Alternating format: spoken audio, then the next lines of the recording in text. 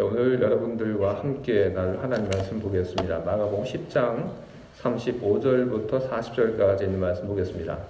세베대의 아들 야고보와 요한이 주께 나와 여짜오되 선생님이여 무엇이든지 우리가 구하는 바를 우리에게 하여 주시기를 원하옵나이다. 이르시되 너희에게 무엇을 하여 주기를 원하느냐 여짜오되 주의 영광 중에서 우리를 하나는 주의 우편에 하나는 좌편에 앉게 하여 주옵소서. 예수께서 이르시되 너희는 너희가 구하는 것을 알지 못하는도다. 내가 마시는 잔을 너희가 마실 수 있으며 내가 받는 세례를 너희가 받을 수 있느냐? 그들이 말하되 할 수 있나이다. 예수께서 이르시되 너희는 내가 마시는 잔을 마시며 내가 받는 세례를 받으려니와 내 좌우편에 앉는 것은 내가 줄 것이 아니라 누구를 위하여 준비되었든지 그들이 얻을 것이니라. 아멘. 기도하겠습니다. 하나님께서 이 자리에 함께 하시며 우리 한 사람 한 사람을 눈여겨보고 계심을 믿습니다. 토요일 하나님 앞에 우리들이 있다고 하는 것을 생각하며 하나님 앞에 온 마음을 다하여 힘써 예배하는 우리가 될 수 있도록 주님 우리를 도와주시옵소서. 하나님을 예배하는 우리들에게 하나님께서 이 시간 말씀을 주시려 하시오니 우리들이 마음을 열고 귀를 열고 주의 말씀을 듣게 하시옵소서. 우리들이 믿음이 부족하거나 우리들이 지혜가 부족하여 주의 말씀을 잘 믿지 못하고 그리고 깨닫지 못할까 우리들 무척 걱정이 됩니다. 그러니 주님께서 우리 믿음을 더하여 주시고 주님께서 우리에게 지혜를 더하여 주셔서 주님이 우리들에게 주시는 말씀을 우리들이 아멘으로 잘 받게 하시고 그리고 잘 깨닫게 하시옵소서. 예수 그리스도 이름으로 기도합니다. 아멘.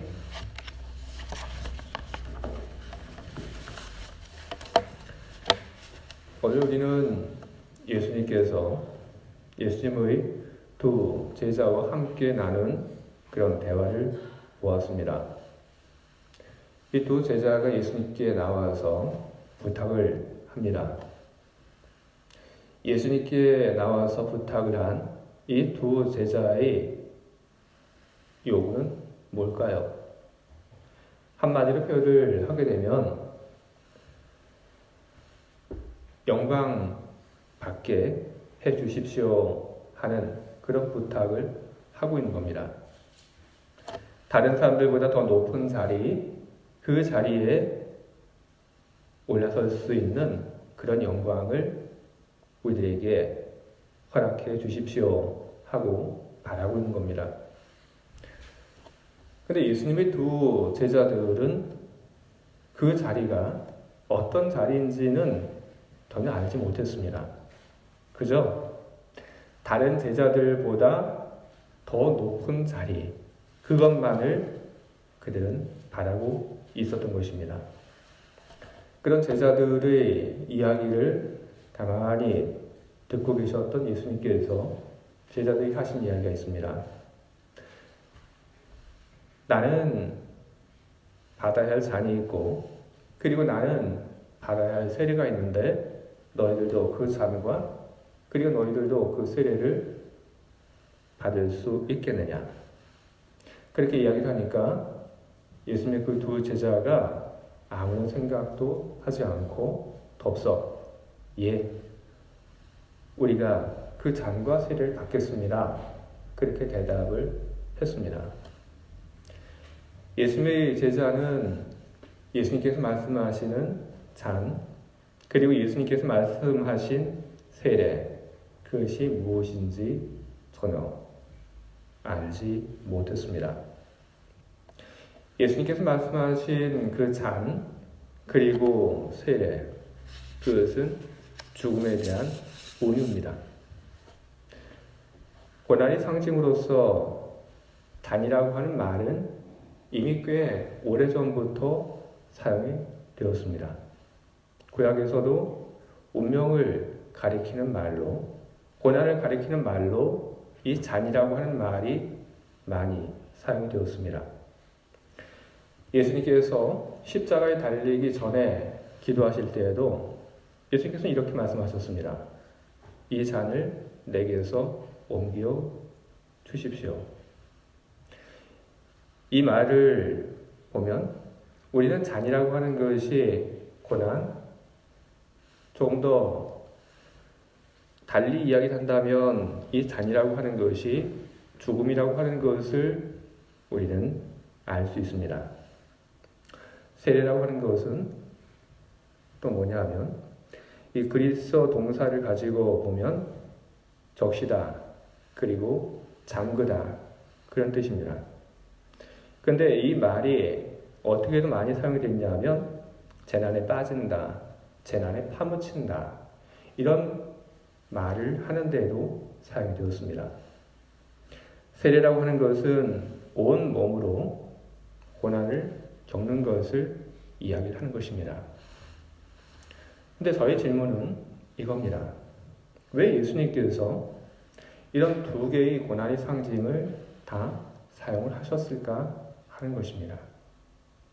그냥 내가 받을 잔이 있다, 아니면 내가 받을 세례가 있다, 너희도 이 잔을 받겠느냐, 혹은 너희도 이 세례를 받겠느냐, 이렇게 말씀을 할 수도 있었는데 예수님께서는 내가 받을 잔과 그리고 내가 받을 세례가 있다, 이렇게 말씀을 하셨습니다. 예수님께서 고난의 두 가지 상징을 사용한 이유는 무엇입니까? 그것은 고난의 안쪽에 있는 고난, 그리고 바깥쪽에 있는 그 고난, 그 모든 것을 이야기하기 위해서 예수님께서는 그런 표현을 사용하신 것입니다. 잔이라고 하는 것은 그 안에 독이 든 잔을 이야기합니다. 독이 든 잔을 마시게 될 때 어떤 일들이 일어납니까? 그 잔을 마시게 되면 그 잔에 있던 내용물들이 속으로 들어가고, 그리고 그것을 마신 사람은 속에서부터 커다란 괴로움을 겪습니다. 이에 반해서 세례라고 하는 것은 밖에서 찾아오는 고난입니다. 그렇기 때문에 잔과 그리고 세례라고 하는 이 두 가지 말이 합쳐지게 되면 어떤 의미를 갖게 되냐면 안과 밖의 고난, 안과 밖의 죽음, 그런 것을 가리키는 것입니다. 예수님께서는 당신의 제자에게 예수님이 겪으실 안과 밖의 고난을 이야기하신 것입니다. 근데 예수님께서 말씀하신 이 잔, 세례, 이것은 누가 예수님에게 내미는 것일까요? 우리는 예수님께서 말씀하신 그 잔을 보며 소크라테스의 독배와 비교를 할 수 있습니다. 소크라테스는 독배를 마시고 죽었습니다. 그가 청년들에게 나쁜 영향을 주었고, 그리고 우상 숭배를 조장한다는 그런 이유로 그 당시 소크라테스가 살았던 그곳에 있는 사람들, 그곳에 있는 사람들이 소크라테스에게 독배를 주었고 죽게 만들었습니다. 예수님의 상황을 보게 되면 소크라테스와 무척 유사한 것이 있습니다. 예수님께서는 하나님 나라를 가르치셨습니다. 그리고 예수님께서는 사람들에게 지금까지 나라의 지도자들, 그리고 종교 책임자들이 가리키고 그리고 말했던 것과는 다른 방식으로 사람들을 이끌었고 가르치셨습니다. 그것이 당시 많은 사람들에게, 종교 지도자들에게, 그리고 나라의 지도층들에게 무척 못마땅한 그런 일들이었습니다. 그래서 그 사람들은 예수님을 죽일 생각을 꽤 오래전부터 했고 시도도 했습니다. 그런 일들이 있었기 때문에, 그리고 우리가 알고 있는 예수님의 그 수난의 밤의 그 사건이 있었기 때문에 우리는 예수님께서 말씀하신 그 잔과 세례가 세상이 예수님에게 내민 잔, 그리고 세상이 예수님에게 준 세례가 아닌가 우리는 생각할 수 있습니다. 하지만 그것은 세상이 예수님에게 준 잔, 그리고 세례가 아니었습니다. 예수님께서는 이렇게 이야기하십니다. 아버지께서 주신 잔을 내가 마시지 아니하겠냐. 이 말씀은 예수님께서 붙잡히시던 그 밤에 하신 말씀입니다. 예수님을 붙잡으러 사람들이 왔을 때 옆에 있던 베드로가 칼을 빼들고 칼을 휘둘러서 예수님을 붙잡아 가지 못하도록 그렇게 했습니다. 그때 예수님께서 칼을 휘둘렀던 베드로에게 하신 말씀이 그겁니다. 칼을 칼집에 꽂으라. 아버지께서 주신 잔을 내가 마시지 아니하겠느냐. 예수님께서는 분명히 말씀하고 계십니다. 그 잔이, 그 순환의 잔이, 그 죽음의 잔이 바로 하나님께로부터 온 것이라고. 그 고난의 세례가, 그리고 죽음의 세례가 바로 하나님께서 그에게 주신 세례라고 예수님께서는 그렇게 믿고 가르치고 계신 것입니다. 하나님께서는 왜 예수님에게 그 고난의 잔을 그리고 고통의 세례를 허락을 하신 것입니까? 그것은 우리의 속죄를 위해서 하나님께서 그렇게 하신 것입니다. 우리의 죄를 깨끗하게 하기 위해서 예수님께 그 속죄의 제물이 되라고 하나님께서 그 모든 고난을 다 예수님에게 맡기신 것입니다. 우리는 예수님의 순환과 예수님의 죽음으로 말미암아 우리는 속죄함을 얻게 됩니다. 예수님의 희생으로 인해서 우리는 속죄함을 얻게 되지만, 그러나 그 속죄함이 예수님께서 우리에게 주시려고 했던 것의 최종 단계는 아닙니다. 예수님께서 고난의 잔과 그리고 고난의 세례를 받으신 것, 그래서 우리들에게 죄로부터 자유함을 주신 것은 죄로부터의 자유함을 넘어서서 그 다음에 있는 하나님과의 평화를 누리게 하기 위한 것입니다. 로마서 5장 10절은 이야기를 합니다. 우리가 원수 되었을 때에 그의 아들의 죽으심으로 말미암아 하나님과 화목하게 되었은즉 화목하게 된 자로서는 더욱 그의 살아나심으로 말미암아 구원을 받을 것이니라. 로마서에서는 하나님과 우리 사이를 원수라고 하는 말로 표현을 하고 있습니다. 우리는 이 원수라고 하는 말을 사용을 할 때 우리는 몇 가지 수식어를 붙여서 이 원수라고 하는 말을 사용을 합니다. 불구대천지 원수, 철천지 원수. 우리는 이런 말로 원수라고 하는 말을 사용을 합니다. 불구대천지 원수라고 하는 것은 같은 하늘 아래서 살 수 없는 원수라는 그런 말입니다. 철천지 원수라고 하는 것은 하늘에 사무칠 정도의 그런 한이 맺히게 한 원수라고 하는 그런 말입니다. 하나님과 우리 사이를 원수라고 하는 것은 그냥 낭만적으로 이야기하는 것이 아닙니다. 도무지 같이 살 수 없는 바로 그 관계를 가리켜서 원수라고 이야기를 한 것입니다. 하나님과 우리는 왜 이런 원수가 되었습니까? 그것은 바로 죄 때문에 그런 것입니다. 우리 안에 있는 죄, 바로 그 죄 때문에 하나님과 우리가 원수가 되었던 것입니다. 그 원수의 그 관계를 회복하게 하기 위하여 예수님께서 우리가 알고 있는 그 고난과 죽음을 당하게 되신 것입니다. 예수님께서는 당신의 생명을 통하여 하나님과 그리고 우리 인간 사이의 그 관계를 회복시켜 주십니다. 예수님께서는 당신의 그 죽음을 통하여 우리에게 이야기하십니다.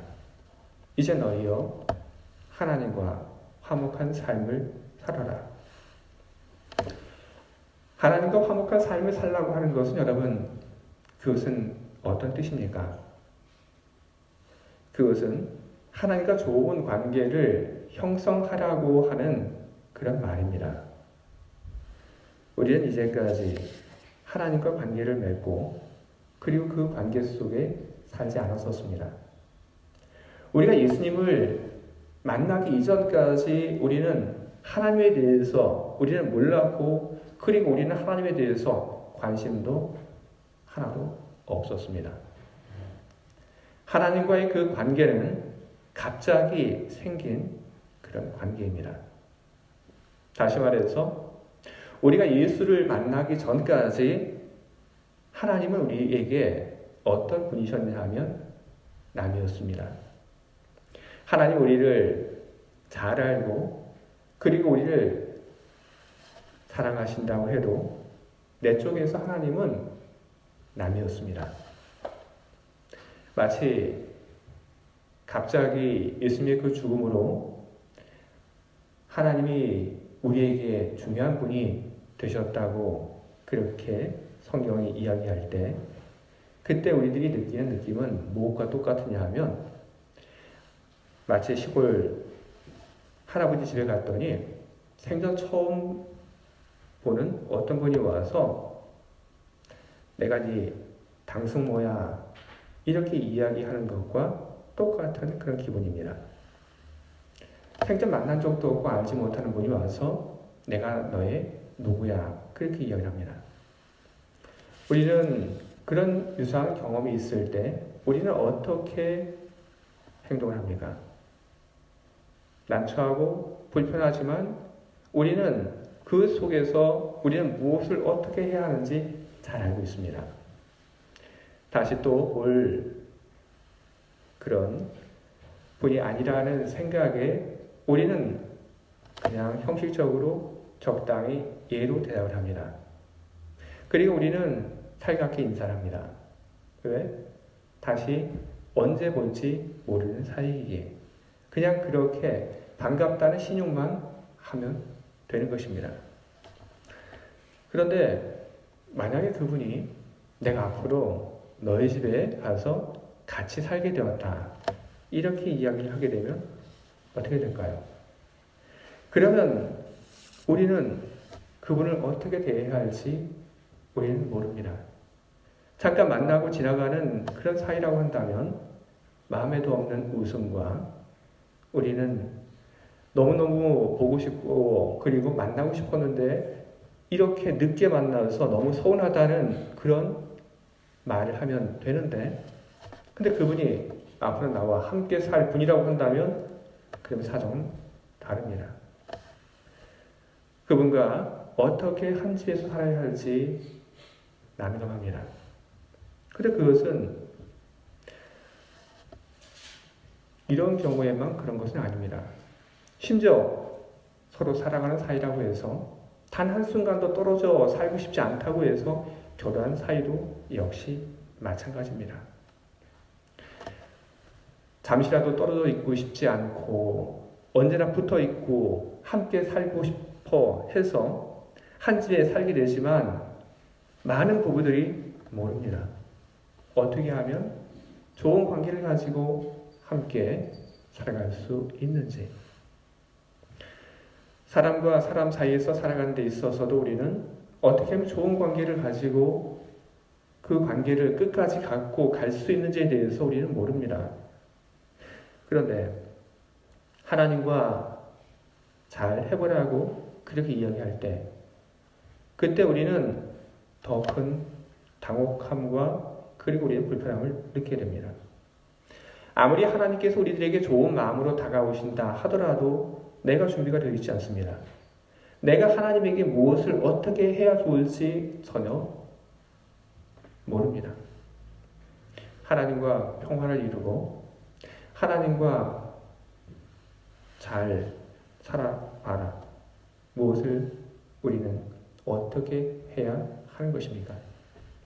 하나님과 평화를 이루며 살아가는 것, 하나님과 화평을 이루며 살아가는 것, 하나님과 좋은 관계를 맺고 살아가는 것, 그것을 들으며 무엇을 어떻게 해야 좋을지 알지 못하는 그런 우리라면 저는 두 가지를 여러분들에게 이야기를 드리고 싶습니다. 첫째, 습관을 바꿔라. 둘째, 우선순위를 늘 기억하려고 노력하자. 습관을 바꿔라. 여러분, 좋은 관계라고 하는 것은 한쪽의 노력으로만 되는 것은 아닙니다. 하나님과 우리가 좋은 관계를 갖고 살기 위해서, 하나님과 우리가 화목한 그런 속에서 살기 위해서 우리가 해야 하는 것이 있습니다. 그것은 우리가 바뀌는 것입니다. 우리는 이것을 이미 삶의 많은 관계 속에서 경험하고 우리는 배웠습니다. 이 자리에 계신 여러분들 모두는 수련회에 가보신 적이 다 있으실 것입니다. 여러분, 수련회 가게 되면 여러분 어떻게 생활하십니까? 수련회 가게 되면 그러면 우리는 늘 다른 사람과 똑같은 시간에 우리는 일어나야 합니다. 우리는 다른 사람들과 똑같은 시간에 밥을 먹으러 가야 합니다. 우리는 수련회에 가게 되면 다 마치고 우리는 다 씻어야 합니다. 씻기 귀찮아도 다 씻어야 합니다. 나를 위해서가 아니라 다른 사람을 위해서. 그리고 우리는 우리 짐을 정리합니다. 옷을 함부로 던져두지 않습니다. 내가 집에서 있을 때는 함부로 옷을 던져두고 어지르고 그렇게 살았을지언정 우리는 수련회 가면은 우리는 그렇게 하지 않습니다. 왜냐하면 그렇게 하면 안 된다고 하는 것을 우리는 알고 있기 때문에 그런 것입니다. 수련회 가서 집에 있었던 것처럼 그렇게 생활하게 되면 거기에 있는 사람들과 함께 잘 지내지 못한다고 하는 것을 우리는 알고 있기 때문에 수련회 가서 우리는 불평하지 않고 우리는 거기에 맞는 행동을 하게 되는 것입니다.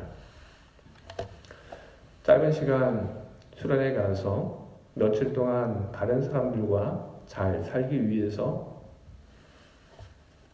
사람이 바꾸는 것처럼 신혼부부처럼 보다 긴 시간을 사는 사람들, 그 사람들은 더욱 삶의 변화를 가져와야 하는 것입니다. 남자와 여자가 결혼하기 전에 각자의 생활이 있고 그리고 자기 삶의 루틴이 있습니다.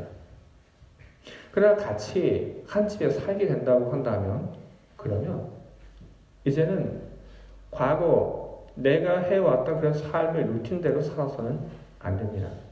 왜냐하면 더 이상 나 혼자 사는 것이 아니라 이제 남편 혹은 아내와 함께 공동생활을 하기 때문에 그런 것입니다. 잠자는 시간도 어쩌면 바꿔야 합니다. 밥을 먹는 시간도 바꿔야 합니다.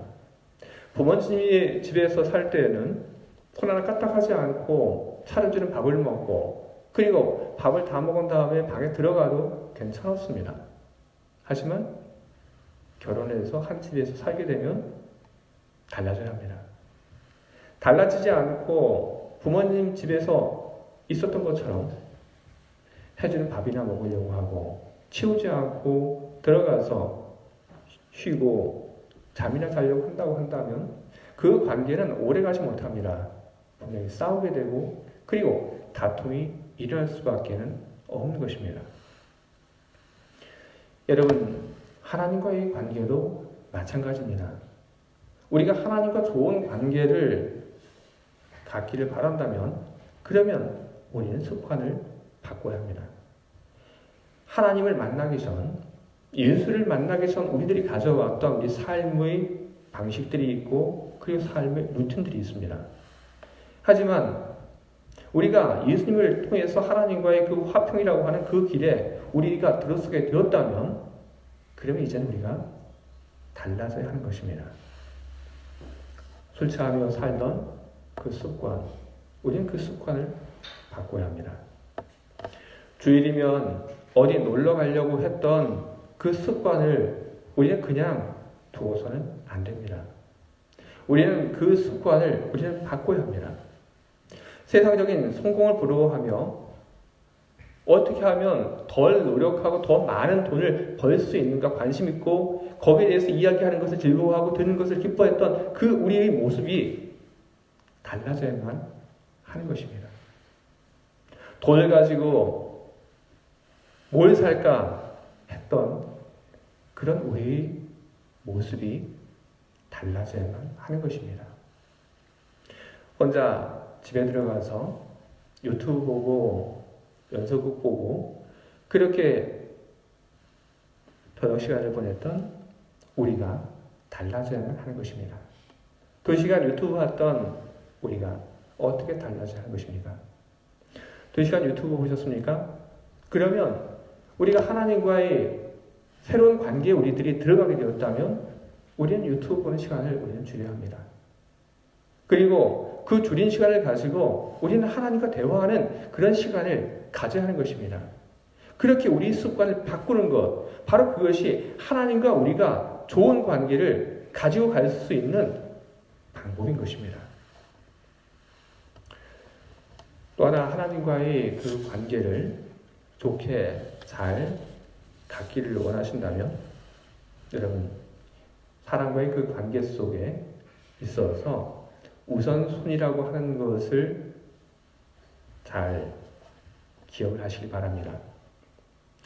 우리는 수없이 많은 관계 속에 우리는 둘러싸여서 살고 있습니다. 우리에게는 하나님과 나라고 하는 이 관계만 있는 것이 아닙니다. 우리에게는 훨씬 더 많은 그런 관계가 있습니다. 부모님과 나, 그리고 형제와 나, 직장 동료와 나, 이웃과 나. 우리는 이렇게 수없이 많은 관계 속에서 우리는 살고 있습니다. 우리는 이 관계 속에 살고 있으면서 우리는 이 관계 속에 있어서 어떤 관계가 더 소중한 관계인지에 대해서 생각하지 않고 살아가는 그런 때가 참 많이 있습니다. 그리고 많은 관계 속에서 어떤 관계가 더 소중하고 중요한 관계인지를 우리들이 생각하고 그 우선순위를 매기곤 하더라도 잘못된 우선순위를 우리들이 매기는 경우가 다반사입니다.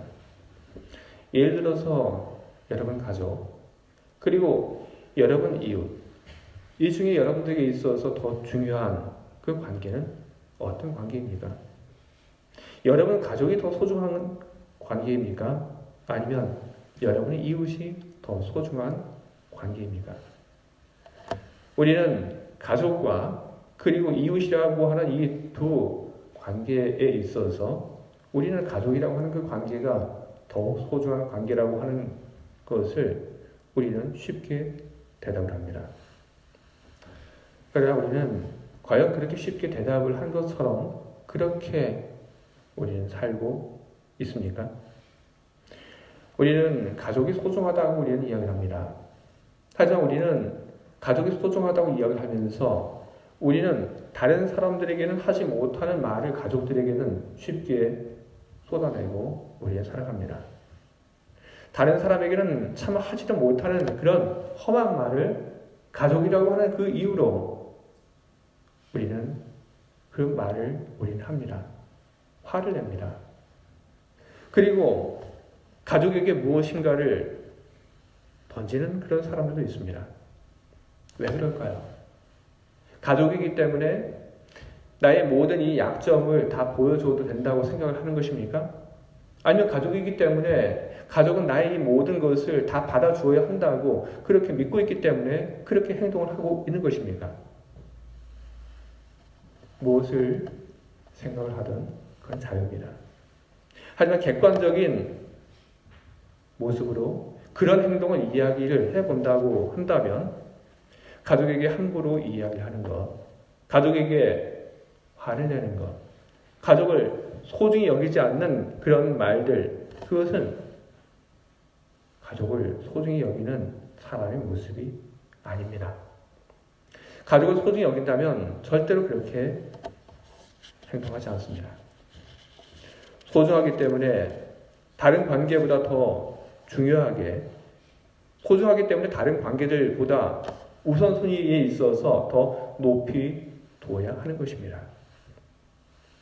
하나님과 우리의 관계도 역시 여러분 그렇습니다.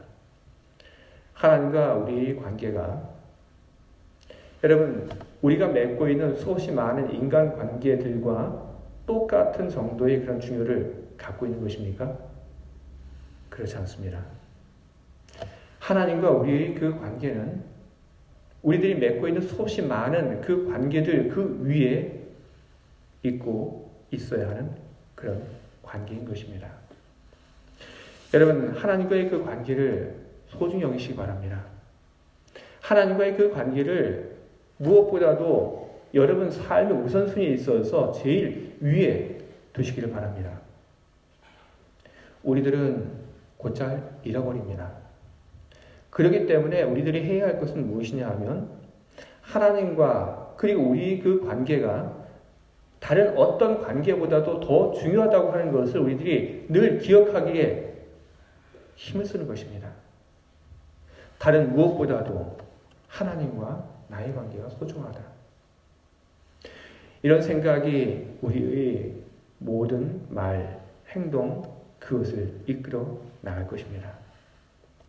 하나님과의 관계를 잘 해나가고 싶은 그런 마음을 가지신 분이라면 제가 말씀을 드린 이 두 가지를 잘 하시길 바랍니다. 습관을 바꾸시기 바랍니다. 그리고 하나님과의 그 관계가 무엇보다도 가장 중요한 관계라고 하는 것을 기억해내기 위해서 늘 노력을 하시기 바랍니다.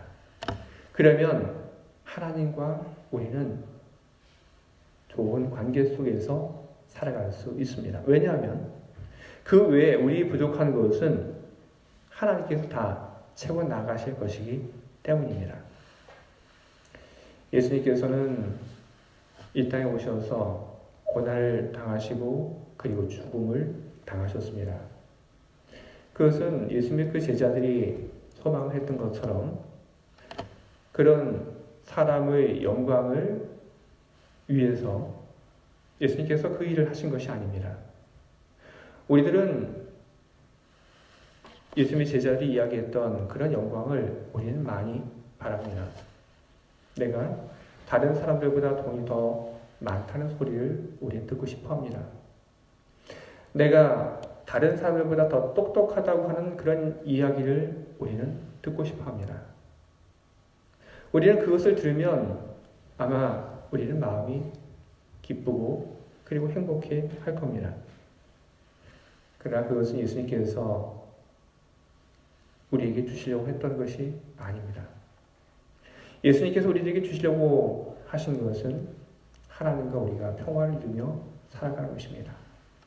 제 사랑하는 교우 여러분, 하나님과의 그 관계를 소중히 하시기 바랍니다. 하나님과 어떻게 좋은 관계 속에서 살아갈 수 있는가? 오늘 말씀을 드린 것을 기억하시기 바랍니다. 우리들이 하나님과의 그 관계를 소중히 여기고 그리고 하나님과의 그 관계를 잘 맺어가기 위해서 우리가 애를 쓸 때 우리가 노력하고 그리고 우리가 애를 쓰는 것처럼 하나님 역시 우리와의 그 좋은 관계를 위해서 힘을 쓰시고 그리고 우리 곁으로 한 발자국 한 발자국 가까이 다가오실 것입니다. 하나님과의 화평을 이루며 살아가는 여러분들 모두에게 하나님 주시는 은혜와 평화가 넘치기를 주님의 이름으로 축원을 드립니다. 아멘.